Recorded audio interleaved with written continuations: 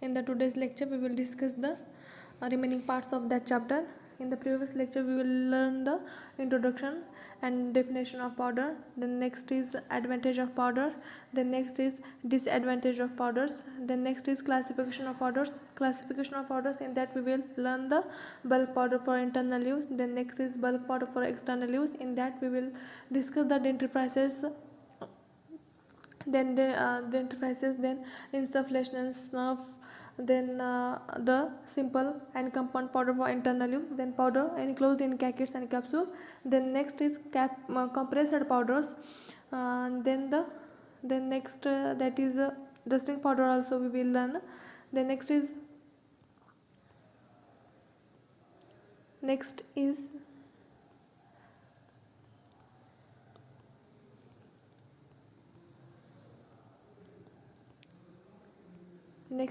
some of the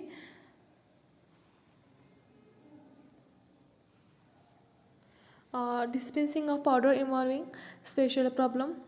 तो जब हम पाउडर डिस्पेंस करते हैं, कुछ प्रॉब्लम क्रिएट हो जाते हैं और कुछ प्रॉब्लम इन्वॉल्व किए जाते हैं, तो उस प्रॉब्लम से हम कैसे ओवरकम करें और उससे प्रिवेंट कैसे करें, तो ये हम आज के स्लाइड में और आज के लेक्चर में हम स्टडी करने वाले हैं.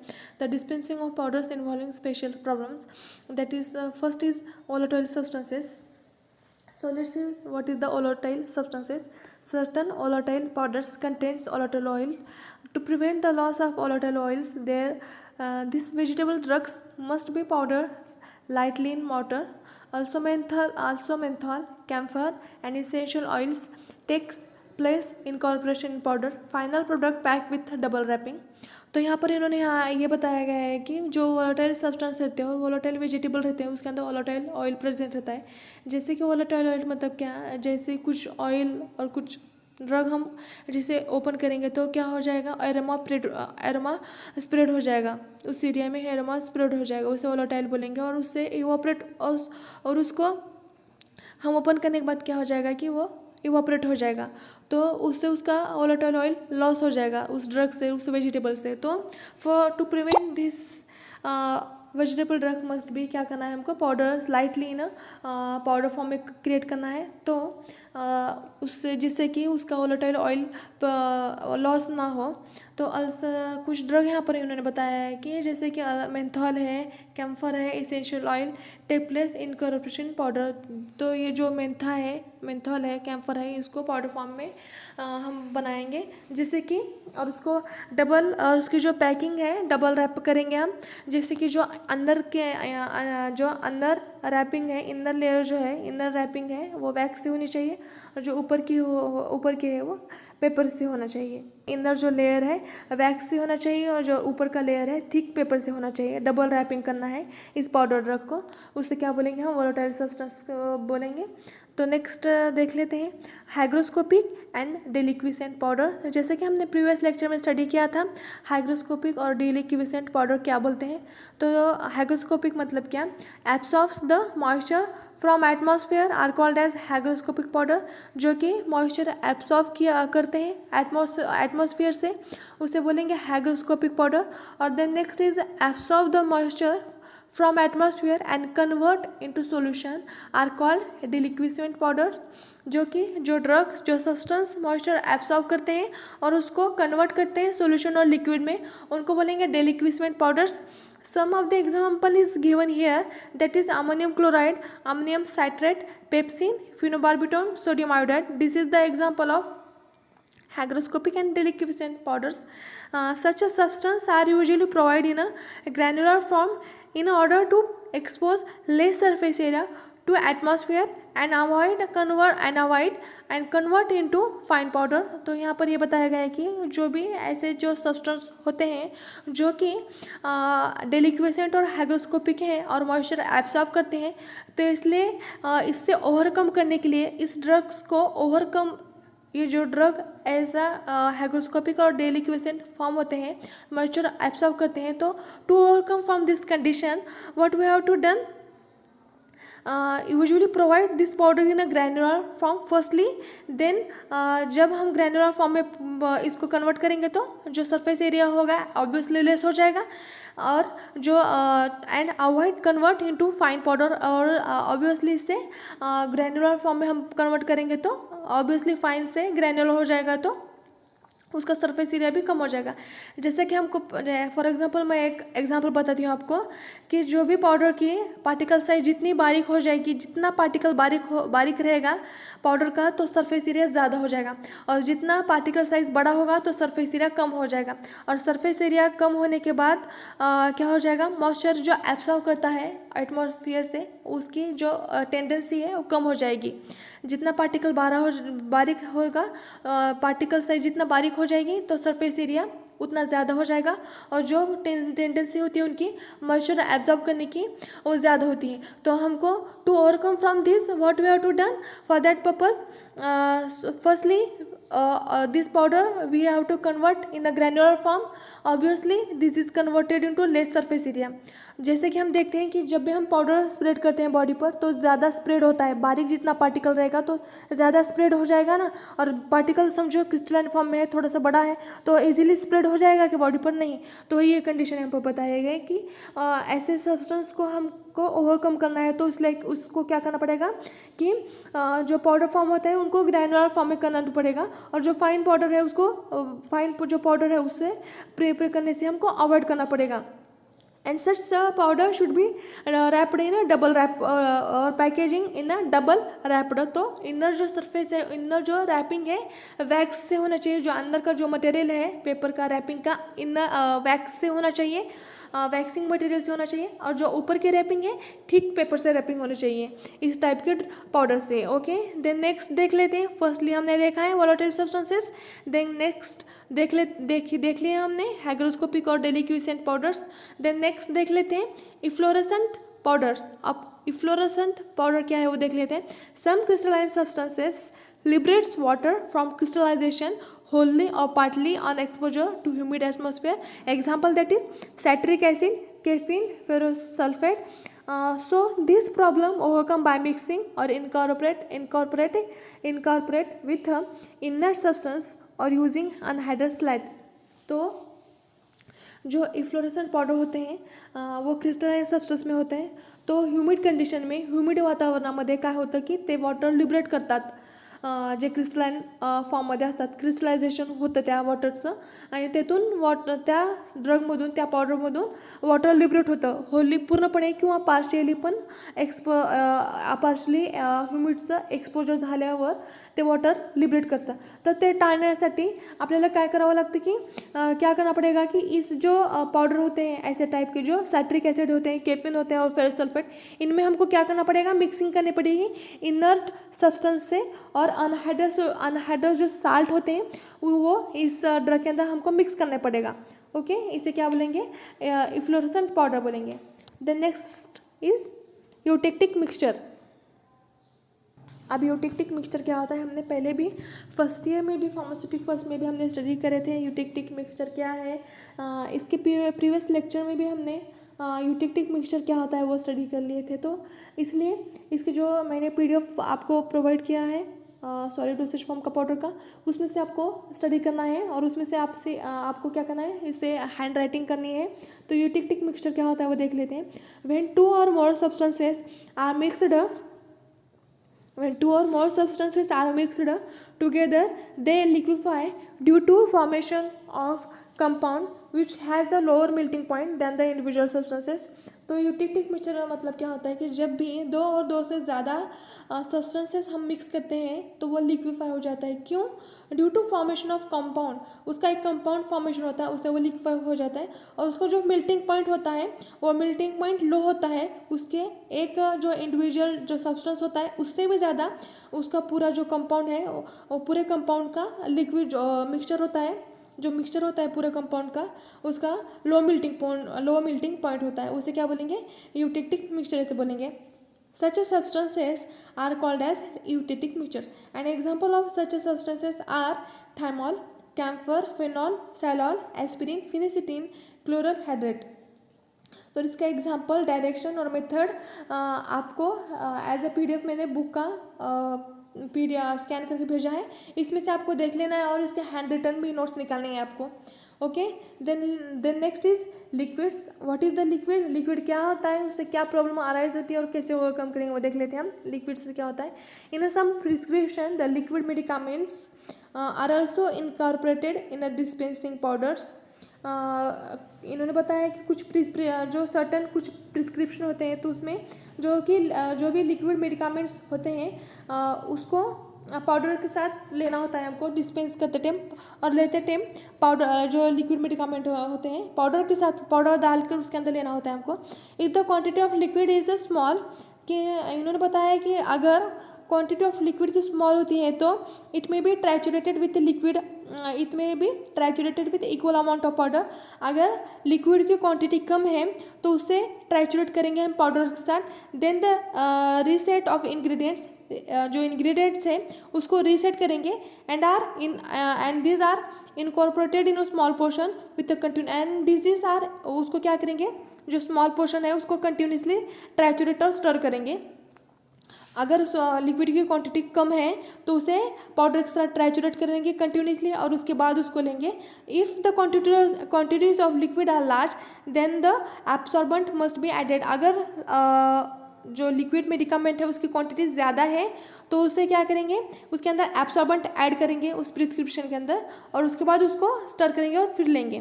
तो ये क्या होगा, लिक्विड हो गया। Then next is potent drugs.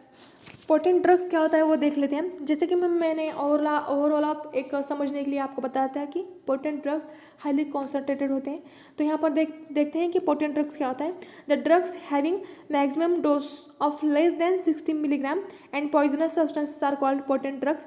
तो यहाँ पर बताया गया कि द पोटेंट जो सब्सटेंस होते हैं, the substances which having a maximum dose होता है इसका, लेकिन लेस देन 60 mg से होना चाहिए।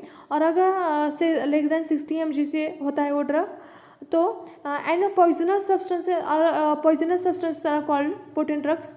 तो क्या बताया है कि जो पोटेंट ड्रग होता है इससे कभी कभी क्या होता है, एक हाईली इफेक्ट शो होता है और हजार्डस और हार्मफुल इफेक्ट भी प्रोड्यूस होता है, क्योंकि इसका कॉन्सेंट्रेशन जो होता है हाई होता है, तो इसे एक पॉइजनस और हार्मफुल इफेक्ट भी शो होता है कुछ कंडीशन में।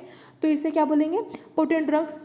We can say that it should be difficult to weigh on dispensing balance. इसको वे करने में डिफ़िकल्टी आती है डिस्पेंसिंग बैलेंस में। For that, firstly, potent drugs incorporated with a diluent such as lactose before weighing। तो ये जो होते हैं पोटेंट ड्रग्स हाईली एक्टिव होते हैं, एक्टिव मेडिकामेंट्स भी होते हैं, हाईली कॉन्सनट्रेटेड होते हैं। तो फर्स्टली इसको क्या करना पड़ेगा, डाइल्यूएंट जैसे कि लैक्टोज डेक्सट्रोज होता है इसके साथ इसको मिक्स करना पड़ेगा और उसके साथ उसको हम लेंगे, वे करेंगे। Example of this potent drugs that is dispense following powder in 5 powder packets, 5 powder के पैकेट्स में डिस्पेंस करना है हमको। Codeine phosphate 10 milligram, in that case way 100 milligram of codeine phosphate and 900 milligram of lactose mixed with ascending order with the help of spatula. Ascending order से इसको mix करना है। तो प्रीवियस लेक्चर में देखा था कि जो भी बैलेंस करते टाइम जो भी क्वांटिटी होती है 100 मिलीग्राम तो होना चाहिए। अगर 100 मिलीग्राम से नीचे अगर क्वांटिटी है तो हम उसको वे नहीं कर सकते। तो कोडिन फॉस्फेट की क्वांटिटी यहाँ पर 10 मिलीग्राम है। तो जो स्टैंडर्ड फॉर्मूला है, जो स्टैंडर्ड मेथड है, उसकी क्या मेथड की जो क्वांटिटी है 100 मिलीग्राम होना चाहिए। अगर उससे नीचे होगा तो हम नहीं ले सकते। तो कोडिन फॉस्फेट की यहाँ क्वांटिटी 10 मिलीग्राम है तो उसे हम वे नहीं कर सकते। तो इसके लिए क्या करना पड़ेगा आपको, इसके अंदर 100 मिलीग्राम कोडिन फॉस्फेट लेना पड़ेगा और 900 मिलीग्राम ऑफ लैक्टोज, उसको मिक्स करना पड़ेगा असेंडिंग ऑर्डर से with the help of spatula. Out of 1 gram ट्राइचुरेट way 100 milligram of each powder contains 10 इसके अंदर क्या करना पड़ेगा, 10 milligram of coding way 100 milligram of each powder contains 100 milligram codeine phosphate लेना पड़ेगा, पाउडर लेना पड़ेगा ट्राइचुरेट करके दोनों का भी। और उसके अंदर 10 मिलीग्राम कोडिन फॉस्फेट ईच जो पैकेट है, 5 जो पैकेट है पाउडर के, उसके अंदर 10 मिलीग्राम कोडिन फॉस्फेट पाउडर होना चाहिए। ओके, पैक इन पाउडर पेपर। तो ये हो गया पोटेंट ड्रग्स। तो नेक्स्ट देख लेते हैं ग्रैन्युलर पाउडर्स। ग्रैन्युलर मतलब क्या, ग्रैन्युलर्स होते हैं जो छोटे छोटे जो ग्रैन्युलर्स होते हैं उसे हम जो पार्टिकल होते हैं उसे ग्रैन्युल बोलेंगे। तो ग्रैन्युलर पाउडर क्या होता है वो देखेंगे। Some solid medicaments required to administered in orally in a large dose, and it is not possible to convert into tablet or capsule because a large number of them will be required to be take single dose, and these medicaments are difficult to dispense in a powder form because it's bitter, nauseous and unpleasant taste. In this case, solid medicament mixed with a sweetening, flavoring and coloring agent with a suitable granulating agent to moisten them powder to make a coherent mass, then pass through sieve number 10 to make granules and dry in hot air oven at 60 degrees Celsius, and after drying pass through sieve number 20 and pack into with wide mouth container. Example, nowadays antibiotic like erythromycin, ampicillin and etc are available in a granular form because they are unstable in a liquid form. Okay. यहाँ पर इन्होंने ये बताया गया है कि यहाँ पर ये बताया है कि कुछ जो सर्टन मेडिकामेंट्स होते हैं वो ओरली एडमिनिस्टर करना होता है लार्ज डोज के अंदर, और ये पॉसिबल नहीं होते हैं टैबलेट और कैप्सूल में कन्वर्ट करने के लिए क्योंकि इसका लार्ज डोज होता है और भी रिक्वायर्ड और सिंगल डोज होता है इसका, और उसको हम जो कि लार्ज क्वान्टिटी में होते हैं और लार्ज डोज होता है, इसलिए इसको हम टैबलेट और कैप्सूल में कन्वर्ट नहीं कर सकते। तो इसलिए हमको जो कुछ सर्टन मेडिकामेंट्स हैं ग्रैन्युल फॉर्म में लेना पड़ता है हमको, and this medicament are difficult to dispense in, और वो जो मेडिकामेंट होते हैं पाउडर फॉर्म में और फाइन पार्टिकल में भी हम नहीं ले सकते क्योंकि वो जो कुछ जो सॉलिड मेडिकामेंट होते हैं लार्ज डोज होता है, लार्ज क्वान्टिटी में भी होते हैं, और इसका जो नेचर होता है बिटर, नॉजियस और अनप्लेजेंट भी होता है, इसलिए हमको कैप्सूल और टैबलेट में इसको नहीं ले सकते हम। In this case solid medicament in this case we have to mix them with a sweetening, flavoring and coloring agent with a suitable granulating agent to moisten the powder to make a coherent mass. तो ऐसे condition में अगर जो कुछ certain medicaments अगर large quantity में हमें लेना है और उसको हम टैबलेट और कैप्सूल में कन्वर्ट नहीं कर सकते और उसके अंदर कुछ बिटर और नॉजियस अनप्लीजेंट टेस्ट है, तो इसलिए हमको क्या करना पड़ेगा, उसके अंदर फ्लेवरिंग, स्वीटनिंग एजेंट डालना पड़ेगा, कलरिंग एजेंट डालना पड़ेगा और ग्रेनुलेटिंग एजेंट भी डालना पड़ेगा to what purpose, to moisten them and to prepare a coherent mass. जैसे कि हमने टैबलेट प्रिपेयर करते टाइम कोहेरेंट मास प्रिपेयर करता है उसी तरह से। Then pass through sieve number में से इसको पास करना पड़ेगा for making granules and dry in hot air oven में इसको ड्राई करना पड़ेगा at 60 degree Celsius, and after dry करने के बाद passing this granules with the sieve number 20 and pack into, इसके बाद इसको पैक करना पड़ेगा वाइड माउथ कंटेनर के अंदर। तो ग्रैन्यूल्स का एक एग्जांपल यहाँ पर बताया गया है। नाउ डेज एंटीबायोटिक्स जो टाइप होते हैं erythromycin, ampicillin etcetera available in granular form because they are unstable in liquid form. Okay, the next is effervescent granules. Effervescent granules क्या होते हैं वो देख लेते हैं हम। दिस टाइप ऑफ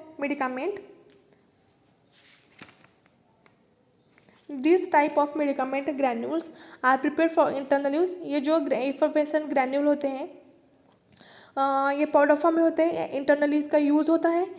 जैसे कि हम इनो देखते हैं, इनो जो होता है तो वो इफरवेसेंट मीन्स बबल्स फॉर्म होना हो, जैसे जो एक पाउडर फॉर्म में होता है इंटरनली हमको इससे लेना होता है।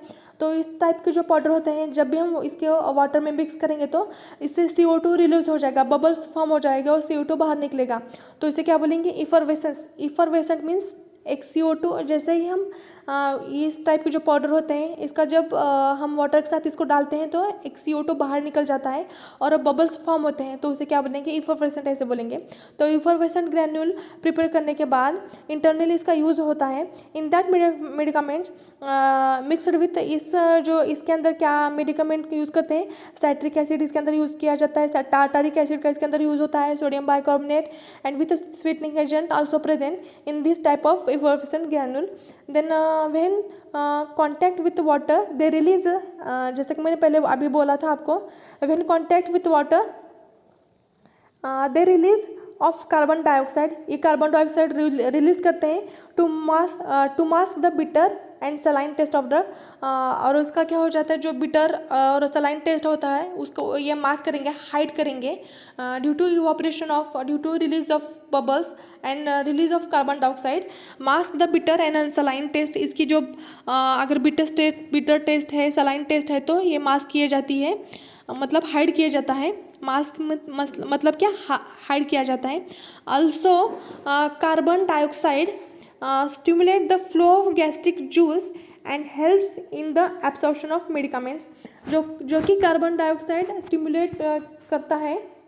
जैसा भी हम इसको इंटेक करेंगे, इस टाइप के इफरवेसेंट ग्रैन्यूल्स को वाटर के साथ हम मिक्स करने के बाद लेंगे, तो क्या हो जाएगा, जो भी गैस्ट्रिक हमारा जूस है उसको ये स्टिमुलेट करेगा, और एब्सॉर्प्शन जो है मेडिकामेंट का वो ज़्यादा इजीली हो जाएगा। मेडिकामेंट से एब्सॉर्प्शन इजी फास्ट हो जाएगा और इजी हो जाएगा। Method of preparation of effervescent granule के मेथड, दो मेथड है, जिससे इस दो मेथड का यूज़ करके हमको इफरवेसेंट ग्रैन्यूल प्रिपेयर करना है। तो दो मेथड है, फर्स्ट मेथड है हीट मेथड, देन नेक्स्ट है वेट मेथड। तो देख लेते हैं एक के बाद एक क्या मेथड है, हीट मेथड क्या है, वेट मेथड क्या है। तो फर्स्ट देखते हैं हीट मेथड। हीट मेथड कैसी होती है वो देख लेते हैं हम। अब हॉट मेथड क्या होती है इफरवेसेंट ग्रैन्यूल के लिए। तो फर्स्टली हमको क्या करना है, पोर्सिलेन डिश जो लेनी है उसको वाटर बाथ के ऊपर रख कर उसको हॉट कर लेना है बिफोर ट्रांसफरिंग पाउडर ट्रांसफ़र करने से पहले उस चाइना डिश को हमको हॉट कर लेना है। उसके बाद then transfer the medicament with citric acid and other ingredients, उसके अंदर मेडिकामेंट ट्रांसफ़र करना है साइट्रिक एसिड के साथ, एंड अदर इंग्रेडिएंट्स भी ऐड कर लेना है उस पोर्सिलेन डिश के अंदर। In that stage citric acid liberate the water and produce damp mass. जब हम उसको हीट करेंगे तो साइट्रिक एसिड वाटर लिबरेट करेगा और डंप मास प्रिपेयर हो जाएगा। हीटिंग स्टेज जो हीट करना है हमको 1 से 5 मिनट तक हीट करना है। देन डंप मास, जो डंप मास है उसको निकालना है।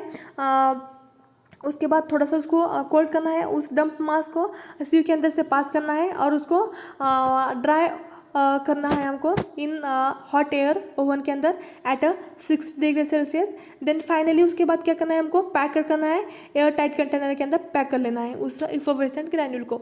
ओके, ये हो गई हीट मेथड। हीट मेथड में सिंपल चाइना डिश लेना है, उसको चाइना डिश को हॉट कर लेना है वाटर बाथ के ऊपर रखकर बिफोर ट्रांसफरिंग पाउडर ट्रांसफ़र करने से पहले चाइना डिश को हॉट वाटर बाथ के अंदर रखकर गर्म कर लेना है। उसके बाद साइट्रिक एसिड और अदर मेडिकामेंट उसके अंदर डालना है, उसको हीट करना है। उसके बाद 1 से 5 मिनट तक हीट करना है। साइट्रिक एसिड लिबरेट करेगा वाटर, डंप मास प्रोड्यूस हो जाएगा। डंप मास थोड़ा सा ठंडा करने के बाद सीव से उसको सीविंग कर लेना है उस डंप मास को, और उसको हॉट एयर ओवन के अंदर 60 डिग्री सेल्सियस में रख देना है 1 घंटे के लिए, और उसके बाद फाइनली उसको पैक करना है एयर टाइट कंटेनर के अंदर। तो ये हो गई हीट मेथड। देन नेक्स्ट देख लेते हैं हम वेट मेथड क्या होती है वो देख लेते हैं हम। वेट मेथड देख लेते हैं हम। In this method the ingredients are mixed with alcohol to produce coherent mass. तो कोहेरेंट मास प्रोड्यूस करने के वास्ते क्या करना पड़ेगा, जो इंग्रेडिएंट हम यूज़ करने वाले हैं उसके अंदर क्या करना पड़ेगा, अल्कोहल ऐड करना पड़ेगा टू प्रोड्यूस कोहेरेंट मास। जैसा कि हमने टैबलेट प्रिपेयर करते थे वहाँ पर हम थिकनिंग एजेंट स्टार्च का पेस्ट यूज़ करते थे कोहेरेंट मास प्रिपेयर करने के लिए। तो यहाँ पर क्या करना पड़ेगा, आपको अल्कोहल ऐड करना पड़ेगा कोहेरेंट मास के लिए। प्रोड्यूस मास, और जो प्रोड्यूस किया वाला मास है उसको सीव नंबर 10 और 8 से निकाल लेना पड़ेगा, और वो जो ग्रैन्यूल्स फॉर्म होते हैं उसको ड्राई करेंगे हम, और जो मास है जो सीव किया गया है 10 नंबर और 8 नंबर से उसको ड्राई कर लेंगे हॉट एयर ओवन के अंदर 60 डिग्री सेल्सियस के वास्ते। देन ड्राइड ग्रैन्यूल जो आते हैं उसके अंदर उसको क्या करेंगे, पास करेंगे सीव के अंदर से अगेन, जो कि लंप होते हैं, थोड़ा सा ऐसा मास टाइप होता है, थोड़ा सा ऐसा जो बल्क होता है टाइप में, उसको अगेन पास करेंगे सीव से, और उसे एक स्मूथ और एक ऐसे बारीक ग्रैन्यूल्स प्रिपेयर करेंगे ड्यूरिंग ड्राइंग और उसको फाइनली पैक कर देंगे एयर टाइट कंटेनर के अंदर। ये हो गई वेट मेथड। वेट मेथड के अंदर कुछ नहीं करना, आपको अल्कोहल यूज़ करना है और उसको ड्राई करना है। ओके, सीविंग मेथड से सीव कर लेना है और उसको हॉट एवर ओवन में ड्राई करना है 60 डिग्री सेल्सियस से। ये हो गई वेट मेथड। हीट मेथड के अंदर एक यहाँ पर उन्होंने एक क्या रिएक्शन भी दी गई है, जैसे मैंने यहाँ पर पीडीएफ में आपको पीडीएफ में इसकी रिएक्शन भी देखनी है और वहाँ से राइट डाउन करनी है ये रिएक्शन और नोट्स भी निकालना है साथ ही साथ और राइट डाउन भी करना है आपको रिएक्शन कौन सी है। जो हीट मेथड है, हीट जो मेथड है इसके अंदर दो टाइप के एक रिएक्शन यहाँ पर दिए गई है। आपको पीडीएफ से रेफ़र करना है इस रिएक्शन को। फर्स्ट रिएक्शन देखते हैं हम। From the water needed for granulation is provided from two sources. Two methods है, टू रिएक्शन है इसके अंदर। फर्स्ट रिएक्शन देखते हैं हम। From water of a crystallization of citric acid, the citric acid contain one molecule of water of crystallization which is liberated during heating. Sodium bicarbonate की एक reaction है, sodium bicarbonate with citric acid, it liberate sodium citrate and liberate CO2 also in water. ये एक reaction थी sodium heat method के अंदर। And then next एक method थी sodium bicarbonate plus tartaric acid, it liberates sodium tartrate plus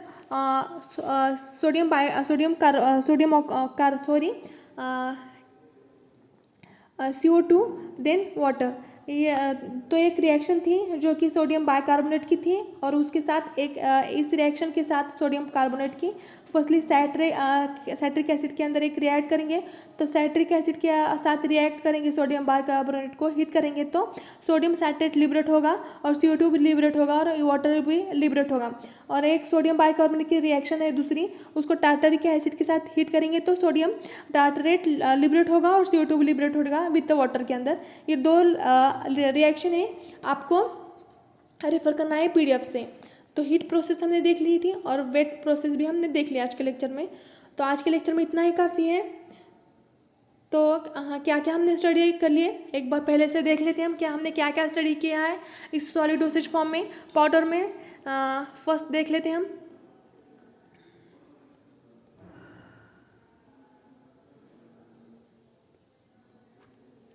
तो पहले हमने देखा था इंट्रोडक्शन देखा है हमने पाउडर का। उसकी डेफिनेशन देख लिए थी। Powder are mixture of finely divided drugs और chemicals in a dry form. Internally and externally use होता है इसका। क्रिस्टलाइन और अमर फॉर्म में इसका शेप होता है। देन हमने इसका देख लिए थे एडवांटेज देख लिए थे। देन इसके बाद डिसएडवांटेज देख लिए थे। देन क्लासिफिकेशन ऑफ पाउडर देख लिए थे हमने।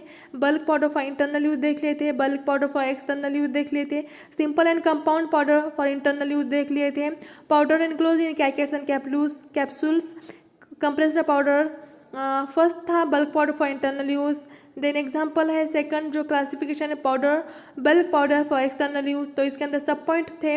डस्टिंग पाउडर था, इंसफ्लेशन था, स्नफ था, डेंटिफ्राइसिस थे। तो डस्टिंग पाउडर कैसे यूज़ होता है वो देख लिए थे हमने। उसके बाद उसकी प्रोसीजर थी कैसे प्रिपेयर करते हैं डस्टिंग पाउडर, डायरेक्शन क्या है, यूज़ क्या है उसका वो देख लेते हैं हम। फॉर्मूला आपने अगर right a note on dusting powder तो इसके अंदर डस्टिंग पाउडर पे थोड़ा सा नोट लिख के आपने एग्जांपल लिखना बहुत मस्त है। ये जो एग्जांपल यहाँ पर दिया है RX purified talc, starch powder, zinc oxide powder, salicylic acid, ये आपको लिखना मस्ट है तो ही आपको मार्क्स मिलेंगे फुल। अदरवाइज 3 में से 1 ही मार्क मिलेगा और 2.5 मार्क मिलेगा, आपको 1.5 मार्क मिलेगा। तो इसलिए आपको इसका फार्मूला और procedure in short direction must है और यूज़ भी इसका मस्ट है। Okay, then next is the insufflation body cavities के लिए यूज़ होता है। एज ए इंसफ्लेटर एपरेटस है, इसके अंदर ये पाउडर हम डालते हैं और उसका इंटरनली यूज़ होता है knows, throat, year, वजाना etcetera. Then snuff देख लेते हैं। स्नफ सिर्फ नॉस्ट्रिल के लिए यूज़ होता है as a antiseptic, bronchodilator, decongestion action के लिए होता है यूज़ ये। इसका एक एपरेटस भी है फ्लैट मेटल बॉक्सेस, इसको स्नफ डिस्पेंस किया जाता है फ्लैट मेटल के अंदर, मेटल बॉक्स और ग्लास कंटेनर्स के लिए यूज़ किया जाता है। देन नेक्स्ट डेंटिफ्राइसिस, उसका एक फार्मूला एक यहाँ पर है। देन नेक्स्ट हमने simple and compound powder for internal use देख लिए थे। सिंपल पाउडर क्या होता है? Simple means as a simple name indicate only one ingredient use in this powder. Then next is compound powder, 1 or more ingredients used in compound powder. There is a example procedure use. Then next is powder enclosed in cackets. Cackets prepared from rice floor से use किया जाता है। Rice flour को heat करके 2 cylinder के ऊपर रखकर इसको प्रिपेयर किया जाता है। जो पेपर होता है राइस का फ्लोर का, उसके अंदर प्रिपेयर किया जाता है। राइस का फ्लोर से एक लेयर और एक पेपर प्रिपेयर किया जाता है, उसके अंदर पाउडर इनक्लोज किया जाता है, उसे बोलेंगे cachets. Then next is advantage of cachets, disadvantage of some of these cackets. After that there are 2 types of cackets, wet seal cackets, then there is example machines, okay, then is dry seal cackets and also compressor powder tablets. Then next is example or image of this compressor powder machine. And then next is the dispensing of powder involving special problems. That first is volatile substances, next is hygroscopic and deliquescent powders, then next is efflorescent powder, then next is eutectic mixture, then next is liquid eutectic mixture. आपको PDF में से write down करना है, वहाँ से आपको study कर लेना है। इसके प्रीवियस लेक्चर में भी हमने स्टडी किया था, और इस जो पीडीएफ मैंने सेंड किया है उसमें से आपको हैंड रिटन नोट्स निकालने हैं। सभी पूरा चैप्टर के चार चैप्टर मुझे आपके नोट्स में चाहिए। चारों के 4 चैप्टर आपके नोट्स में मुझे आपके नोटबुक में दिखने चाहिए मुझे। Then next is potent drugs, then next is granular powder, then next is effervescent granules and their preparation method, that is heat method and wet method। heat method के अंदर 2 रिएक्शन है, सोडियम बाइकार्बोनेट की citric acid के साथ और sodium bicarbonate की tartaric acid के साथ। ये दोनों मेथड भी आपको पीडीएफ में से स्टडी कर लेना है, हैंड रिटन नोट्स निकालने हैं। ओके, आज के लेक्चर में इतना ही काफ़ी है। Okay, thank you.